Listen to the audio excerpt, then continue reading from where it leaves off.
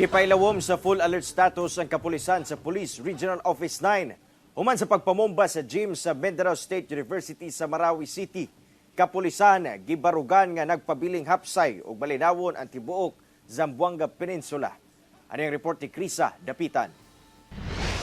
Tungod sa pagpamomba sa Mindanao State University kung diin mikalas kini og upat ka kinabuhi ug samdan ang kapin 40 ka tawo, gipakusgan karon sa kapulisan ang ilang hugot nga seguridad.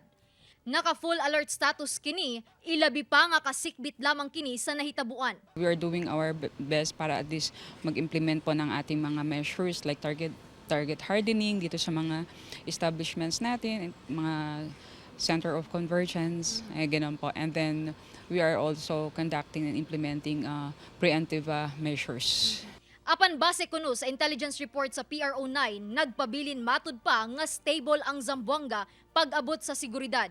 Buot pasabot, hapsay ug nagmalinawon gihapon ang syudad taliwala sa mga panghitabo sa palibot.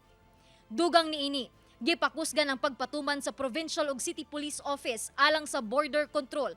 Doble sab ang pagpahigayon og checkpoints sa syudad.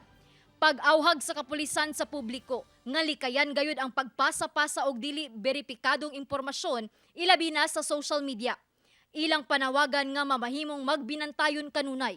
But we always also ask for their help to remain also vigilant, especially yung mga ino-observe natin sa ating mga kapaligiran, and thing na out of ordinary, pwede nyo isumbong sa inyong mga local police. Kauban si Jerwin Fernando sa kamera. Ako si Krisa Dapitan. Para sa At Home with GMA Regional TV.